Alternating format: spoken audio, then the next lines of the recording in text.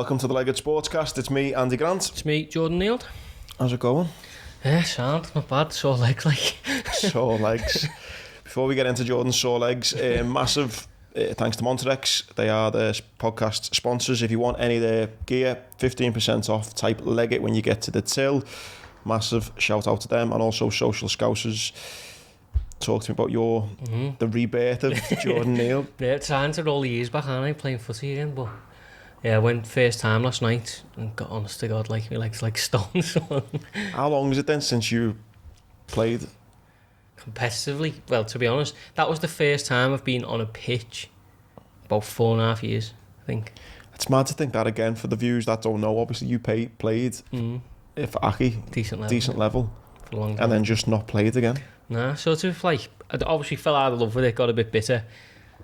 Obviously had my family and that, and then, you know, 6 months becomes a year, doesn't it? And then a year becomes 2, and before you know it. But to be honest, I really enjoyed it last night. Like riding the bike type thing? Yeah, it was a bit like, I mean, to be fair, I was unfit, like, yeah, made up to be like back playing, but just hope I can, like, you know, get somewhere near fit. Are you going to keep on playing them? Yeah, I think I am, yeah, like, because I did enjoy it last night. I mean, I half talked myself out of going, you know, like an hour and a half, 4, thinking, you're doing, just fucking get on the couch. Yeah. But yeah, so then I went, loved it. So yeah, I'm going to keep going because, you know, you need to be fit, don't you? What position do you play in? Well, played like midfield-ish last night. We ain't doing much of the backwards, like, but luckily I had a lad next to me who was running loads, so that was alright. But just do that shabby roll where you just, you know, bringing it in and spraying it. Yeah, but yeah, I just need to. I'm sort of conscious that obviously I want to be fit and stuff, and I'm alright doing these workouts and going to the gym and that, but I don't love it. You know what I mean? I'm not like in love with like lifting weights or nothing like that. So the thing for me is if I can play footy, it doesn't really feel like the working out. And then it's obviously got to get the old diet under control. Yeah. Last weekend the sport, mate, the postman didn't quite deliver. No. Well, he knocked, but I went in when he knocked. You told me that and I just went to shift from then. I know. But no, we had I think the one we went for, Chris Billam-Smith. Yeah, to be honest, he took a massive shot in the first round. Like a massive, like, almost snapped his neck. And I'm not sure he quite had... He recovered to win the fight, but... I think in the 5th round, though, he looked like he could have knocked him out. Yeah. Tommy McCarthy was gone, wasn't he? But he, like... I just think that took so much juice out of him. Because it was a massive shot, that, like... It was a weird one, like, on the top of the head almost, wasn't it? His neck, like, yeah. And I think it took him a little bit. And then by the time the 5th round come, I don't even know if his head was clear. He probably didn't even realise he had Tommy McCarthy here, but... Yeah, and I was like... The knockout's there, and he was going for the body a bit more. And I was like, mate, just take his head off. Yeah. It's a good fight, to be fair. Very competitive, good. And I think they're going to roll it back again, but... He suffered a nasty cut in, didn't he, as well? Yeah. He gets cut a lot, Tommy McCarthy, and that one like was leaking into his eye and stuff, but they're the moments, aren't you? Think, that's why I'm not a boxer. Yeah. That's why I'm watching. What else I thought was fascinating about that is obviously he had all the kind of out the ring stuff with Frampton and stuff. It was all a bit... It's heavy, that, because... Bit tension, wasn't it? Yeah, because Shane McGregor and Frampton were like best mates. Yeah. Literally, like, I think they were like groomsmen at each other's wedding and stuff like that. Obviously had the fallout over money. Ended up in court, settled like out of court, not even 6 months ago, I don't think. And that's the first time they've seen each other face to face. But there was a little thing in the corridor. Yeah, and then when he was watching him getting his raps done. So I think that's Shane and Barry, obviously his dad and son, and then Carl, and just, you know, settled for whatever amount out of court and had all this water under the bridge.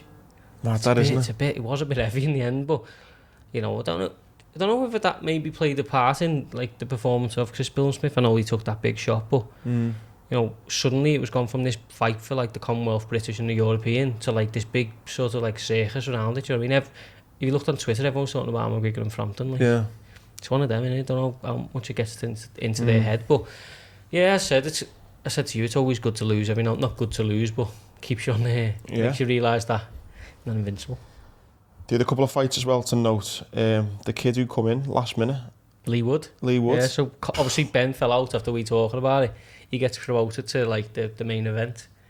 And to be honest, Kanju was good as you can. So I don't know what way his name's pronounced around, but everyone was calling him Kanju, and then he come over and I think he told someone, no, my name's You Can. So like Eddie and them had to like change everything. So they've been saying his name backwards for years, but yeah, so he come over with this like bit of a reputation. They've tried to line him up with like Warrington. Big fights, you know what I mean? He's a big star in China as well. And then, yeah, Lee Wood. Great performance by Wood, wasn't it? Just put hands on him. And to be honest, no one gave him chance in hell. Like, I mean, I wrote a preview that I write every week, and I said, he'll be competitive, but it's hard to see him making this jump up. But he was just dominant, like throughout, and good for obviously our friend Jazza, because it's a good bit of a good form line for him, because he beat Leewood not long ago. It's Boston, isn't it? Yeah. So it's like, obviously, as we say in horse racing, that's good form. So yeah, and then obviously he stole the show, but we had obviously Fowler, and he done. It's a bit. I wish he'd bloody told us what he said after the fight. I mean, we had him down for rounds 1 to 6, and he come out and said, I wanted to get rounds in. I mean, I seen Liam say, obviously we're going to get onto it, but I seen Liam say you don't carry anyone, and I don't know if it was a bit of an excuse, but that fellow was tough, mate. Yeah, he was tough. He was taking some big shots, but Fowler had like the birth of his child, and obviously had this Liam thing. But I'm sure he's getting paid handsomely for this. It's hard to concentrate, isn't it? When a bit of pressure there, isn't it? That was my thinking though. I thought he would go into this fight and be like, right, I'm getting rid of this fella, and because the longer it went on, I said to you and a couple of other people, I was thinking he's going to get a cut or something here, because that fella was like leading with his head and stuff. Only takes a cut on your eye or something, and that Smith fight's gone. Do you know what I mean? Can't recover in time for October, but yeah, I mean, all roads lead to that big fight now, don't they? Be great, that, won't it? I think I heard Tony Bellew straight after saying it just divides the city, doesn't it? North versus south, and everyone. But then I said to you, Fowler seems to get a lot of shit. Yeah, he does. Like straight away, loads of people on my Instagram who I follow anyway were just kind of like, fucking Fowler's getting smoked. I did a poll on it. I think there was like 150 odd like votes for Liam within like, I don't know, half an hour or something, and like 4 for Fowler, something like that. And I was only trying to gauge like, I just don't think he translates that well in the city, and I'm not really sure why. I've never met him, or no, I've never met him. But I've never really heard like bad things about him. Like I've never heard he's like an idiot or nothing like that. I just don't think people put people up the wrong way. I just don't think his personality or something just translates. I don't know why, but yeah, I think you can already see Liam loving it, like the media he's done, like he's saying stuff like, if Fowler wanted to do to me what he was doing to Scott Fitzgerald, like I'll wipe the floor with him, and if he wants to act the hard man, I'll lock the door and we'll see who's hard and all that. Do you know what I mean? Yeah. And that's where I think he's going. I think Liam's going to win the mental battle, that's for him. Do you think it'll get personal between them? I don't know whether Fowler will let it go there, do you know what I mean? I think he might come in and say like, look, respectful, like just a fight, blah blah blah, but because I think Liam wants it to be personal, because he's a dog, isn't he? Be interesting now, won't it? Because again, within the city's so small. Before you know it gets proper personal, doesn't it? If there's a bit of bite there though, I think it plays into Liam's hands, because as I say, Liam, he just went over to Russia, and even Eddie was saying last week he won that fight in Russia. Do you know what I mean? And that didn't faze him. He's not going to be fazed by Anthony Fowler in his home city. And I think that brings the best out in Liam, to be honest. We'll be going to that, by the way. Yeah, I think we've been speaking to try and do a load of build-up stuff. Hopefully. That'd be massive for the city. I love it when it's like that. I love it when it was Sportcast social. Go for a beer with lots of people. But I think it's just going to be one of them weekends, innit? I think Fury Wilder's in the early hours as well. The same weekend? Yeah, the same day. Oh, so, wow. So it'll be that, and then leading into Fury. Oh, it'll be a long night, that. Yeah. We'll be in here. Mate, just come straight back here, yeah. What's the that fight? Could be a shout there. Yeah, and but yeah, I think it's one of them. I think the city's going to sell out in seconds. Hope the undercard's meant to feature a load of scouts as well. Luke Willis, who we had in, got a big fight in there potentially. That'd be good. Hopefully the debut of Peter McGrail, who knows. Maybe, yeah. Stuff like. Any news on if he's been signed up yet? No, well, I'm sure he's got plenty of offers, but obviously on Instagram he's enjoying his life a little bit, and then but sort of, if I was him and Eddie had a thing on, you'd want to be on that show, wouldn't you? Do you know what I mean? Be a part of it, but hopefully we can have loads of scousers on there, and the fight will just take off. Hopefully. Just keep it on the boxing for a minute. Did you see Gary Neville's chat with Anthony Joshua? Yeah, it's good. Really good, that one. Yeah, it's funny with Joshua because sometimes he comes across as like dead bored and like you're like robotic. And then he does stuff like that, and you think, actually, do you know what I mean? I really like him. He's a good fella, like he's dead intelligent and stuff. Yeah, I've always been a fan of Joshua. I mean, but I think he picks and chooses when he shows his personality, doesn't he? Yeah. Probably does about 50 interviews a day. Yeah. No, I liked him in that though. He come across really well. That's a hell of a fight, Joshua Usyk. Like that is a ridiculous fight. That's what I mean. You look at Usyk, you can't be looking past him. No, no chance. Usyk's probably my favourite active fighter, like in all divisions. And people say he's too small now, but they've been saying that for years. When he was a super heavyweight as an amateur, and like Joe Joyce, who's now knocking everyone, Usyk put him down plenty, like right in the chin. And they've always said it about him, like, too small, can't do this. And I think he loves it. He's like, just keep calling me too small if you want, you know what I mean? He fought Bellew, didn't he? Yeah. But the thing with Usyk is, it's mad. It's like watching a computer. So basically, like, he did it with Bellew a bit. You know, I think Bellew boxed out of his skin as well, but, like, he sort of lets people win rounds, or, like, and it's like he's, like, downloading, like, every move they've got, you know what I mean? And then he goes, right, I've got you now. Right, yeah, Bang, bang, there you go. Like against the chess game is when you play against the computer. They, like, the chess machines will kind of... I'd love to speak to Bellew about it, but I remember he saying, like, because you got to think so much, you just shattered. Because you've got no time to, like, right, gonna relax, pick me shot or whatever. Because he's making you constantly think without hitting you. I'll tell you what, I don't know whether it is the boxing actually getting really good, or the fact that I'm looking at it more now speaking to you, but it just seems to be just next few months just a load of belters. I think it gone through the roof. I think this stuff with the zone, I think British boxing is going to take off. I mean, I was really impressed last week with the first night. Same, I thought the show was great. Yeah, I had it on, you know, you can get it on your TV and that, but I had it on my laptop. Thought, like, Maya Jama, Laura Woods, all them who people were like, what are they coming in for? They were just seemed brilliant. Same. The whole build-up was great, and yeah, I think Eddie's going to take it to a new level, isn't he? But I think even internationally now, it's just flying. Hopefully, yeah. It's usually like September to Christmas, we'll just be jam-packed with. Yeah. Great I fights. enjoyed the boxing last weekend. We also had a dragon symbol. Since that horse has been mentioned on this podcast, it's come second. Every time. Every time. Just that. To be fair, I don't think he broke so well. And then O'Sheen was sort of looking...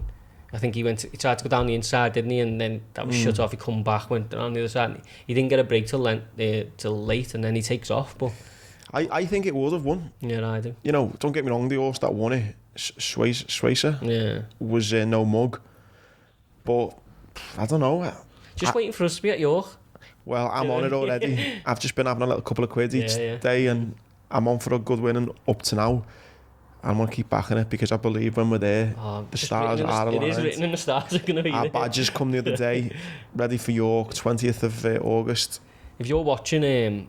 You're getting 6-7 to 1 at the minute. You're watching ITV that day, you will see us. Oh, you'll see me running after the horse, mate. Final furlong.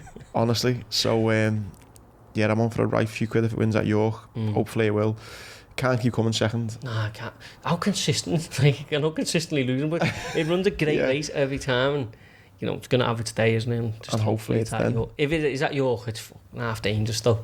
Because we're meant to be on the train back, aren't we? Yeah, they've got like a 6 o'clock train booked. I might be fucking flying them. You're on the fucking top of the train, never mind, don't it?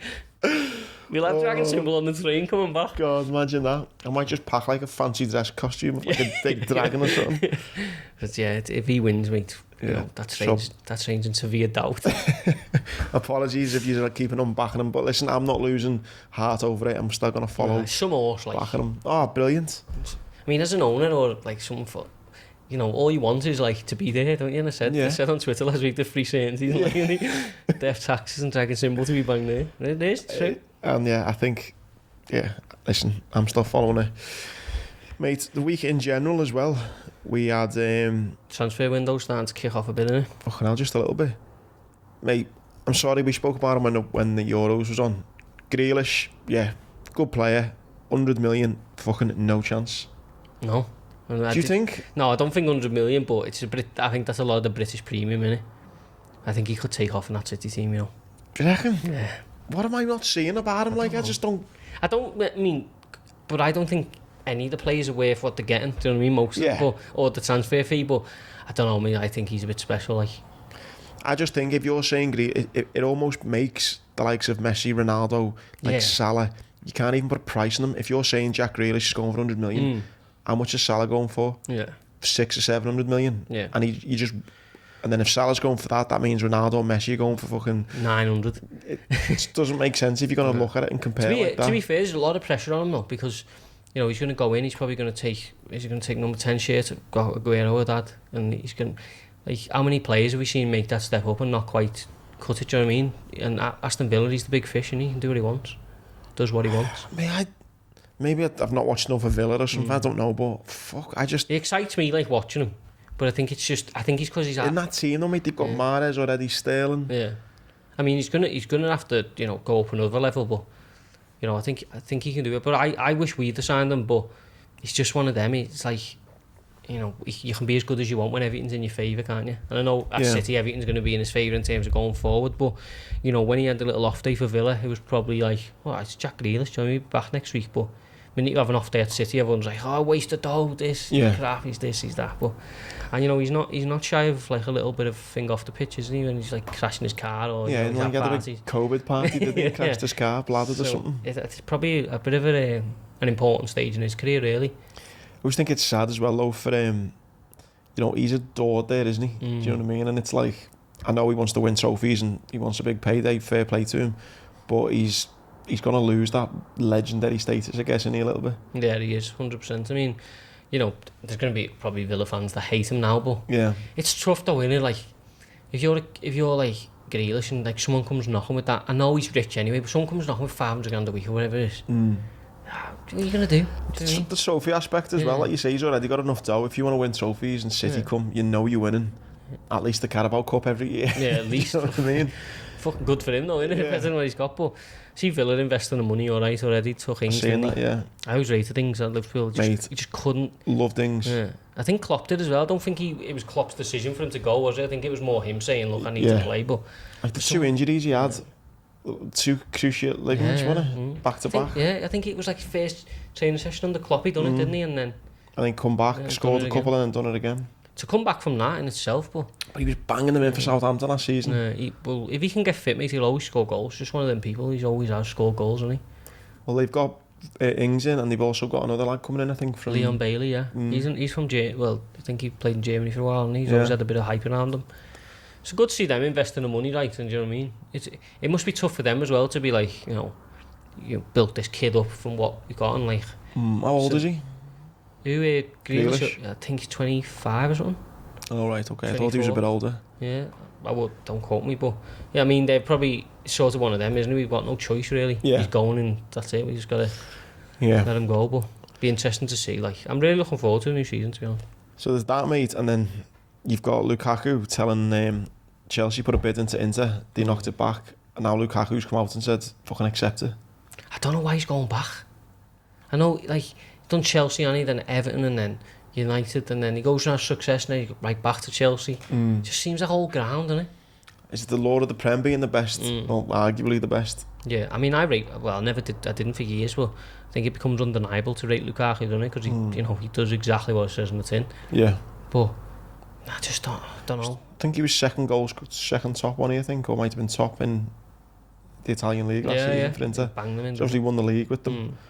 But even look at his, like at Everton, he was a god, wasn't he? He's scoring goals for fun. He's been around forever, hasn't he? Yeah. I think he was banging them in like 16, 17, 18. Yeah, I think when he first, I think his first big one was when he went on loan from Chelsea to like West Brom, and he scored loads for them, didn't he? And then he went to Everton, and then. How old is he now? Because he's not that old, you know. He's only 28 or 29. Is he? Yeah. Yeah, he's not old. Lukaku, here we go. Everton fans will be gutted, man. He's 28. Yeah, he's not old. So there's that, mate, and then the other one, which is a bit more of a talk, a bit closer to home, is Harry Kane not turning up for training. It's bad, that. I just think, what a cheeky bastard. Yeah. But to be honest, it's probably not him. Like, these players don't make the decisions, it's only his agents, and it don't go. But it is, though. He can go to his agent. No, listen, I've got to go in. I think Carragher wrote a boss thing. He's saying, like, make sure you can leave out the front door, do you know what I mean, not out the back. And it's true. Like don't kill everything you've done just to get this move, do you know what I mean? But I think he probably senses he needs to go now in terms of his body and his career, and you know, you're not going to see Harry Kane playing when he's 34. No. You know how old is he again? I think he's pushing 30, isn't he? Harry Kane is 28 as well. Yeah. But obviously, with people like Lukaku, he's probably going to play deep in because he's an athlete, isn't he? But I think Kane's had so many bad injuries. They're like different 28s, aren't they? Yeah. Both the same age, but you'd think, nah. Well, yeah, if I felt bad getting out of bed this morning, mate, Harry Kane on a daily basis, you're like, oh, fuck dear. Well, I think with him, mate, as well, it's like, again, I've not read Carragher's column, but it's a fair point. I feel for him in the sense that he's never going to win it at Tottenham, and he wants to leave. But Daniel Levy is renowned for being a very astute businessman. A year ago, when he said, look, we need to tie you down to a big contract, don't sign it then. Yeah, it's your agent though, isn't it? Because they're probably going to hire you a big contract and then agent is 10 mil or something. That's the problem. There's too many people getting paid out of you as a footy player. That like the agent's gonna go, yeah, well, you sign that, I'll take my dough, and then next year I'll just deal with it. You know what I mean? I'll get you out of it somehow. But you know, Kane's ultimately the one who has to pay the price. But that's what I mean. From getting out of it somehow was Kane now looking like a rat for not turning up. And that's the thing. Once you're the agent, no one knows who you are, do they? No. But you've got loads of dough. But yeah, I think he's going to inevitably move in. It could be one of them last day things. But where do you think though? He's going to go City, I reckon. After how much are they paying him though? Like again, Daniel Levy will not. Oh yeah, he's going to go. You're paying 100 for Grealish. We'll have 150. That's what I mean. But they don't give a fuck, City.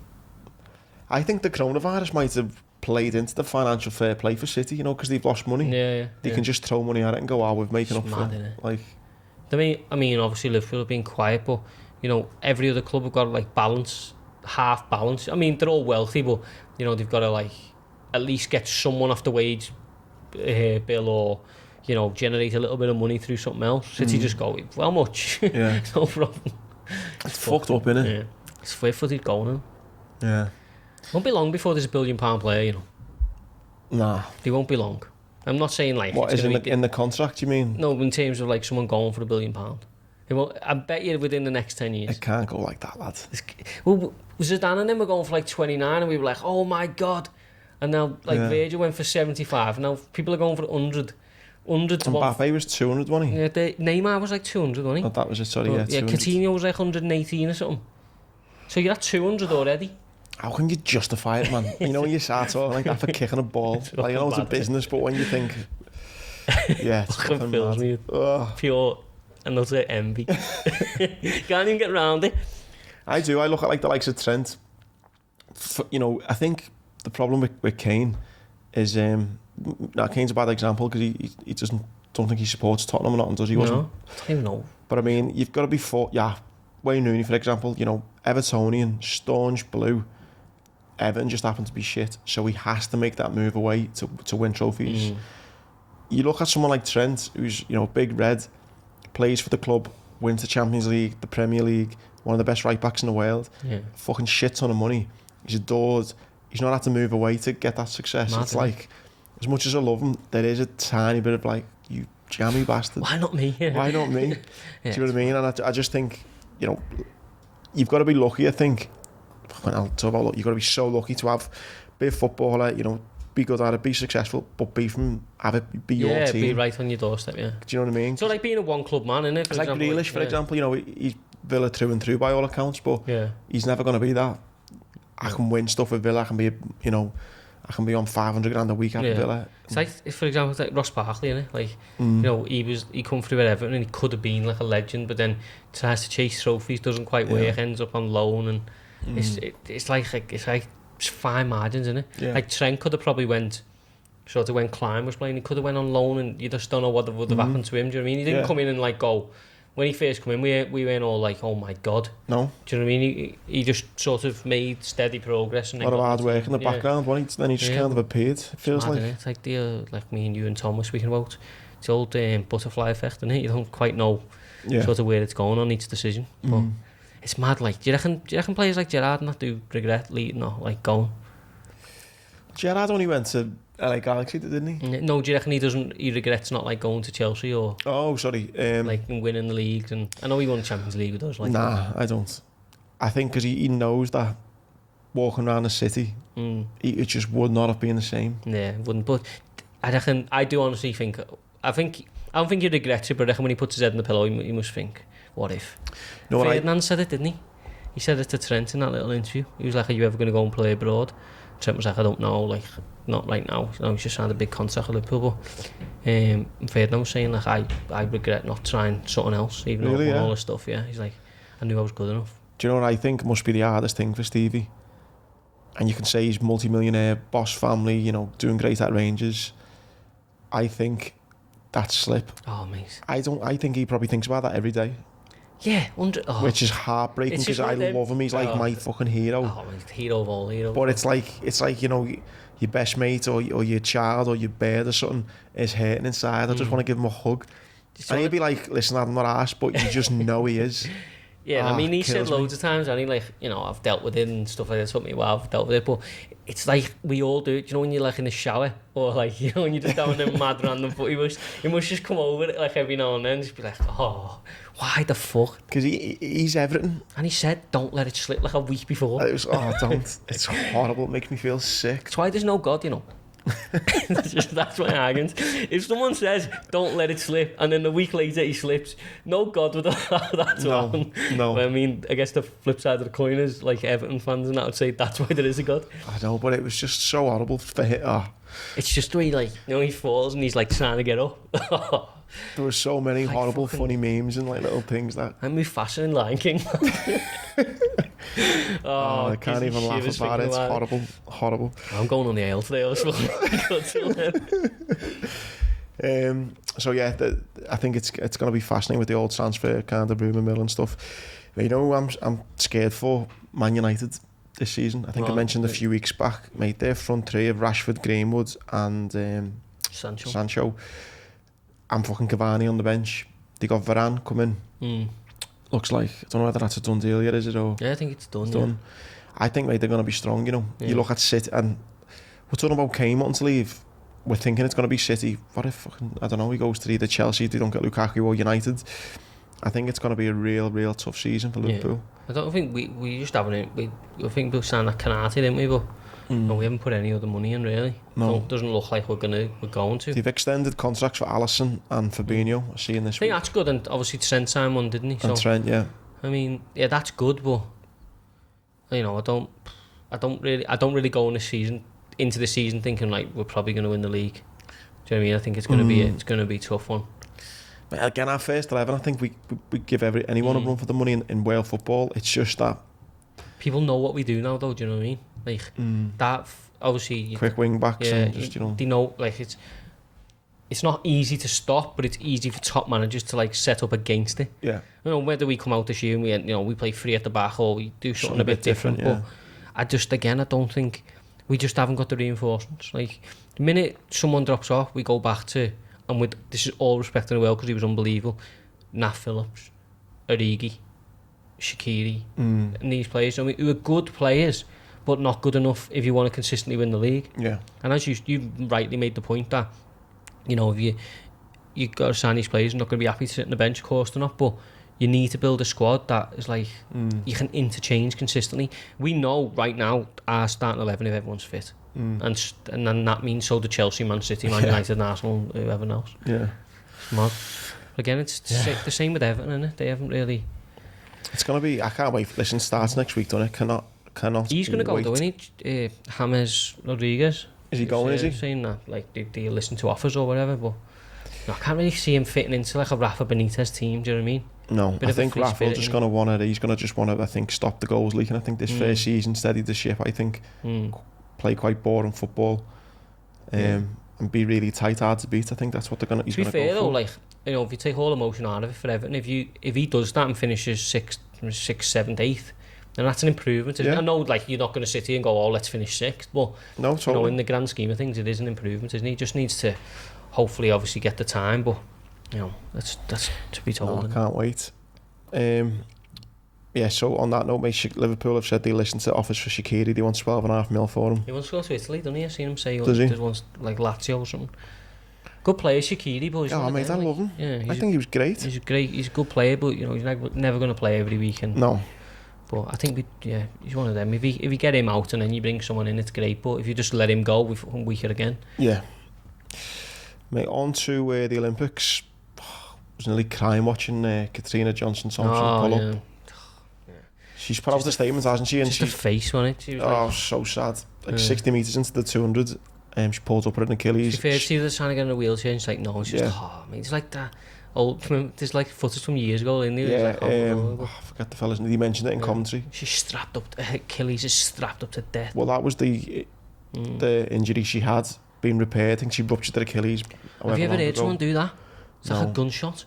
I remember playing footy about, you know, maybe like I was like 17, 18, and I was like sort of running to close someone down, and as he turned, his Achilles like literally popped, and I honestly thought someone shot a gun. It's mad. It's a mad noise because it's like a stringy piece of elastic and it's just bang gone. I think that'll be because she's had that injury before. It's been repaired, and it's hard, isn't it, to get back to that level. Well, it was a miracle for it to even get to the start line. Really, I was speaking to my mate John, and it was saying like how it depends where you look at it, lucky or unlucky. Well, how lucky have you got to be to go through a 4-year cycle, train perfectly and come into your prime at the perfect time for an Olympics to win gold. Like how many things have got to line in 4 years for you to be bang on it? And at the same time, how unlucky have you got to be to get injured at the Olympics? Like you've had 4 years of prepping, but the heartbreak, innit? It's just like so heartbreaking. You know, you get there and you think, right, I'm here now, this is it, we've done all the hard work, and then you're halfway through and bang, goals. But it's life, innit? Life in sports. It's like why we all watch, but I feel terrible. To be honest, I flicked it off. Watching on Twitter, I was like, I can't watch. Well, just the face, she's crying and stuff. She's moved to France for 5 years to train and all kinds. It's a sacrifice, isn't it? Yeah. Oh, mate, so much sacrifice. She gets fucking probably end up getting pelters on social media still. Fucking probably make the world we live in. The girl Sky Brown, 13, bronze medalist. 13. Joking. I was at the skateboard. How bad does that make you feel about your life? Well, yeah, I just think, what was I doing at 13? Not a lot. Can't put on fucking camera. Not a lot, mate. Not a lot, playing double cubbies in the park with me mates. Kirby. Yeah. Fucking hell. No, it's just... But she's saying that she's wants to go and do surfing next time. How do you have... I don't know if how do you have to drive to be an Olympian at 13? I'm blaming my half fella. Yeah, innit? When I'm going, Dad, have you got a ball? I'm going to stand on the other side of the road and throw a ball and make it at the curb. And he's going, go on, son, have a good time. You're shit. That's what I was doing. Why wasn't he saying to me, come on, we're going fucking surfing? Know, like, the way she was speaking, it's like she knows, like, the whole process, and she's, like, got it mapped out. And I would have thought at 13, you just turn up to this thing and you're just like, another skateboard, meet this, do you know what I mean? Crowd's pretty good. Like, how are you so knowledgeable at 13 about what you're doing? Do you know what I mean? And I have such a path in life. Yeah. I'm 29, I'm still thinking, should I do this? Or should I do that? 13, there's nothing medals off. Yeah, well, she's going, oh yeah, I want to be in Paris in 4 years doing back training surfing. in 2 weeks or something. I don't know what I'm doing the next 4 hours, mate. Go to Mackey's, man. I've already been this morning. Yeah, exactly. Oh, yeah, it's just... Incredible at 13. Obviously, freak's not the right word, but them like, athletic anomalies are just ridiculous. Yeah. Unbelievable. Mate, did you see as well, our other Olympic sport, the rock climbing? No. Oh, you're not seeing that? No, what is it? My God, so there's this wall. Too busy watching BMX and me. Mate, this is better. Is it? I think, yeah. It's just like watching a human spider. Is it the one that curves out in it? Well, there's different events. So there's one where they're like a bit of a problem-solving one, and they're like just strong as fuck climbing this wall. But then there's like a speed one, and it's just like, a 30-meter wall. Yeah. And it's like 3, 2, 1, boom, and they just go and just scale up this wall in like 7 seconds. Yeah. It's like... How'd you get into that?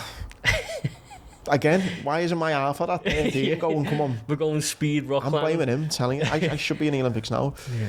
No, it's, lad, you need to watch it. So many sick sports in the world. Yeah, it's mad. I will watch that, defo. The BMX, mate, I was absolutely, like...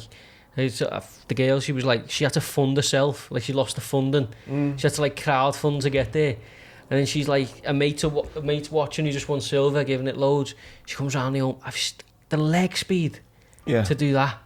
I've seen that. That's ridiculous. Someone might similar to that, obviously, on a bike. Do you know what I love? In the velodrome, where it's just where it's just two of them though. Yeah, and it's dead tactical. But have you seen it where they do the first lap and they're going dead slow? Yeah, kind of put each other off. Oh, I watched one this morning before I come here, and it was like they're going dead slow, and I'm like, how are you not falling off going that slow?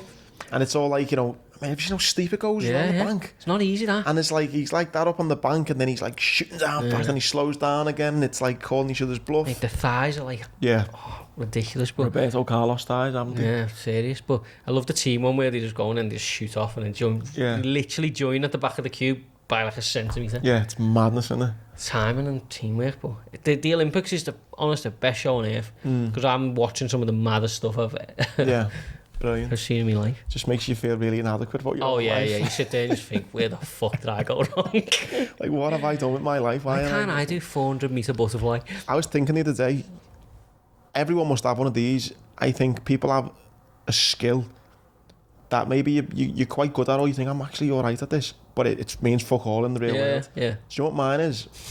I've got really good reflexes. What, like the old tapping the... Like if, again... Have you ever done that thing with the light? No, I know what you mean, but I've not done it. Like, I've got a great talent in the sense that if I open a cupboard and a cup falls, mate, it ain't smashing and catching that cup. Mate, to be fair, some of the sports in the Olympics, I reckon that's got to go. Imagine that. Big, massive cupboards. Just loads of cupboards and then you just open them and you just got to fucking catch them. My one's ignoring the washing on the bottom of the stairs. Let me just stick it up. You got this thing where you can walk past and not see it. Selective vision. If any sport's just like 10 metres ahead, like tunnel, I'm win. Welcome to the Paris 2024 Olympics. We've got selective vision. Jordan Neal's the favourite. We've got a bag of washing. Will he see it? No, walk straight past it. Oh, look at the technique on that. Honest to God. Mate, I just walk past it every time. Selected vision and quick reflexes are the next two sports. No, we're not far from being millionaires. What else has been going on? So much, isn't it, this week? Yeah, there's been loads. They're the few things I've seen. Got loads coming up as well, obviously. Yeah, this weekend. Jazz's weekend, isn't it? He's my bet. Yeah, love that. 5-2. Well, you said he was 5-2 and looked into it a bit more and stuff, and like you say, going off, you, Kid Galahad, not fought now for what, 18 months, did 18 months, yeah, and it was like a tick-over job. I think it was Feb 2020, I think.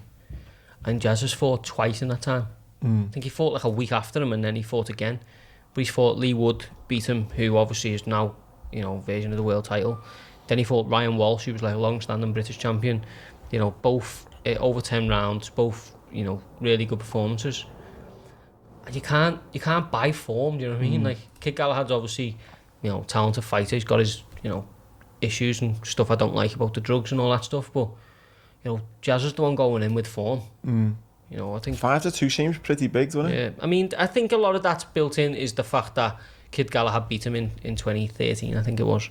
But if you look at the last time, so Kid Galahad lost to Josh Warrington on the 15th of June 2019. Then he fought the 8th of February against Claudio Moreiro, 2020, not been seen since.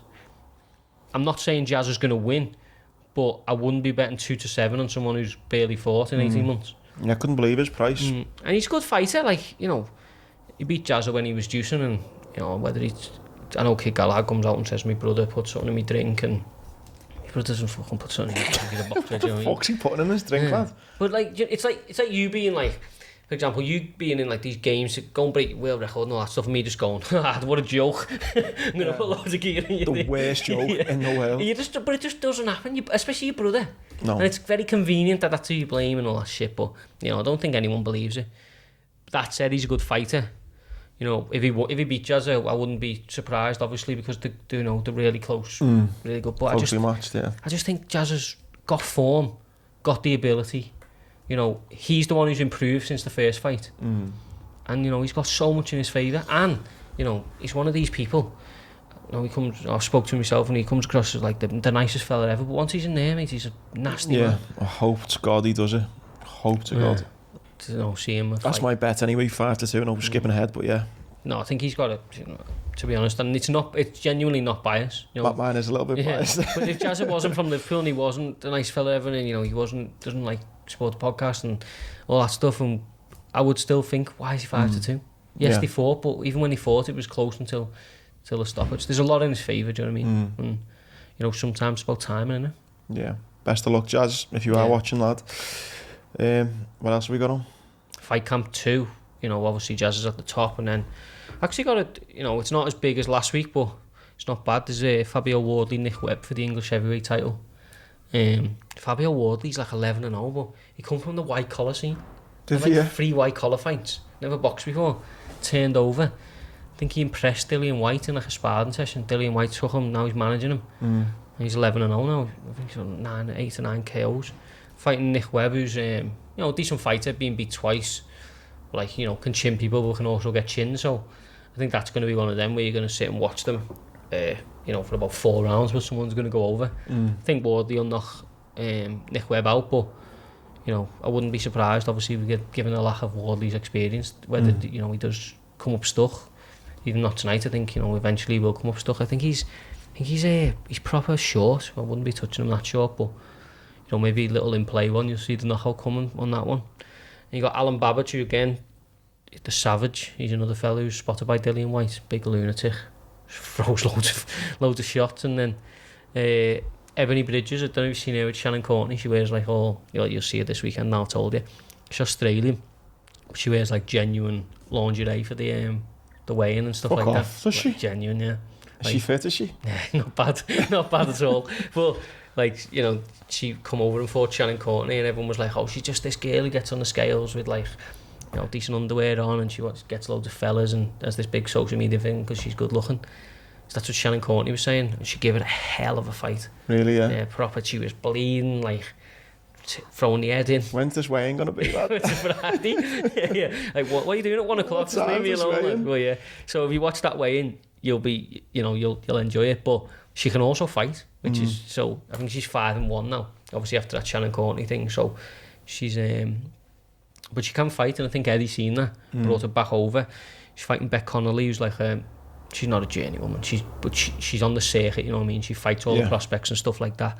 So yeah, that'll be interesting. I think it's it's not as big as last week, but I think the main event's better than last week. Yeah. So it's all about Jazza, but there'll be a bit of fun on the undercard, for sure. And I think Friday night, so obviously we go Friday morning. Michael Conlon, who's obviously the big Belfast hope, he returns. He's in Falls Park, which is obviously a park in Belfast, outside thing.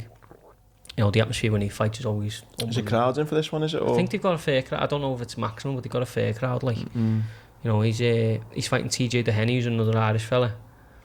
The thing with Conlon is he's turned over with so much hype, and the last Olympics, he's given it the finger to the judges and all that. And everyone, I remember that, yeah. Everyone loved him. And, I think let me just get his record up. Yeah, he's 15-0. Obviously, this is for an interim featherweight title. 15-0, 8 KOs. But he's just not quite kicked on the way people wanted to. What people thought. His debut was ring walking with McGregor and sold out Madison Square Garden. I was in New York when that happened. It was only the theatre, but do you know what I mean? He was selling out Madison Square Garden and stuff. And that star power's maybe dwindling a little bit because we're waiting to see. But I think this is some smart matchmaking against TJ Dehenny, because he's a former world champion, getting on a bit, never been stopped. I think Conlon, if he can get him out of there, sort of one of them, do you know what I mean? Everyone sort of forgot about in his last few fights, and everyone's like, I stopped TJ Dehenny, now he's interim champion, and he's got it in the locker to do that, do you think? I think he has. He's not the biggest puncher in the world, but I just think sometimes in boxing things just get set up for you, do you know what I mean? In terms of I think this was made at £122, and 2 weeks ago the WBA put this interim title on it, so now they're doing it at 124. TJ Dehenny thought it was a 10-rounder, but it's actually a 12-rounder. Just little things where you start. So, I say my bet's going to be for Conlon to win, to stop him in round 7 to 12, about 9-2. He is a bit of a points artist. He'll just get to points, but I think he needs a statement. 2, everything's in his favour. TJ Dehenny's getting on a bit. I think it'll be close early on, but then maybe, Nice big price as well, 92. Second half of the fight, I think Conlon... Be a little double that as well, Jazza and him. Yeah. We'll be able to have a real party in New York then, but... I just think things are all set in his favour, I think, he's a really good body puncher. Could take TJ Dehenny out into the body, but... I just think things in his favour, and I think stoppage in the second half of the fight, get the crowd going, and then full steam ahead, but... so that's my bet. Conlon 7 to 12, 9 to 2. We got anything in the UFC? Yeah, big heavyweight fight. Cyril Gane, we spoke about him the other week. We spoke about him with Nick as well. He's a French fella. He's only 9. He's had 9. Oh, this when the UFC so went he's off banned. Training that, so he's banned. But obviously now that's turned around, they can fight in France now. So he's only 9. He's had 9 MMA fights, and he's at the top of the UFC's heavyweight division. Well, I think he's ranked 3. This is for the interim heavyweight title to fight the champion. He's fighting Derek Lewis, who's 25-7, being round. Actually got a win over Francis Ngannou, the champion. He's sort of he can get knocked out, but he can knock you out. Proper little vet. It's a crossroads for Gane because he's got no experience whatsoever. He looks great and stuff, and he's got some great wins, but these fellas have been around, seen it all. Do you know what I mean? I think he's a very short price. Is he the favourite? Is he? Yeah, he's favourite. Yeah. I'll get the price off you now. That being said, mate, I loved your last time there was heavyweights. Oh yeah, under 135. Mate, I fucking cleaned up on that. You were like... Tight to Avassi, yeah. He's mad in. One of them are getting knocked the fuck out. To be honest, this could be like a little bit of... Cyril Gann's 2-7, which is a bit mad. But he's got a lot of hype, like, you know, he is a brilliant mixed martial artist, but, you know, as you step through the levels, you just don't know what experience can buy you, do you know what I mean? I mean, I didn't actually realise Derek Lewis was 11-4, so, you know, I think Gann wins, but that's big, that, like, I think... You think a knockout then, yeah? Yeah, I think, you know, someone's going to sleep, but it's just when, isn't it? I think this one, because of Gann's style, he's a bit more, like, he's really rounded, so he doesn't take too many risks. But Derek Lewis got big thing. I think if Derek Lewis wins, it's going to be early, catch him with a big one, or you know, I think Gann can get Lewis to 3-4 and then take him out then. But you know, the undercard's really good as well. You got Jose Aldo on there. Obviously, oh really? Yeah. Yeah. At bantamweight, he's in the co-main event, but obviously he's not being quite the same since the old McGregor situation. He's obviously upper weight division now and fighting Pedro Munoz, but I think he'll win Aldo actually. I think he's about evens to win. Well, you know, he's had a couple of losses in the last few years, but still Jose Aldo, he's still brilliant. He was undefeated for time, wasn't he? I mean, yeah. When, 4 or 5 years when he's rolling into that McGregor fight, he was untouchable. McGregor just went over there and just stole the show. But yeah, since then he's had obviously like losses and then I think he had 3 on the bounce, and there was one of them where he was like on his knees and Peter Yan was just raining in on him and he just looks like he didn't want to be there anymore. Then he bounces back, gets a win, and you start thinking, hang on a minute, he's still got life in him. He's taking on Pedro Munoz, who's a bit the same really. So he's on his way up rather than, you know, on his way down, but you know, had his losses, had his wins, but yeah, I think Aldo might actually get the job done this weekend. I think it's a distance fight all day long, but yeah, I think he might get the job done. I think he's 7-4-ish for like a decision. But yeah, I think he will get the job done. There's a few good fights. Michael Chiesa, Vincente Luque, welterweight. Good fight. And then, I reckon the fight of the night though, Song Yudong, lad from Asia. What's his name? Song Yudong. The smoke don't schism. So you got him against Casey Kenny, who's an American. Casey Kenny actually beat Nathaniel Wood, who's like a British MMA fighter on Fight Island. But I think them two could really go at it. Like, fancy Casey Kenny to win, but... And again, you look at the odds, I think the 4-5 and evens. It's just going to be, you know, really good fight. But yeah, I think it's a good card this weekend. There'll definitely be a few bets sort of later in the week. We'll put them up as usual. But yeah, I think the big one, Cyril Gann should get the job done maybe round 3-4. Good stuff. Anything else you want to finish on? No, mate. Just good to have all the sport back in it. So good. So good. So made up the footy. So championship starting this weekend, isn't it? Yeah, and then for the Prem next. Back to it. Boss, hope you've enjoyed this week. Have a boss weekend. Thanks again to Montrex, and I'll see you next week.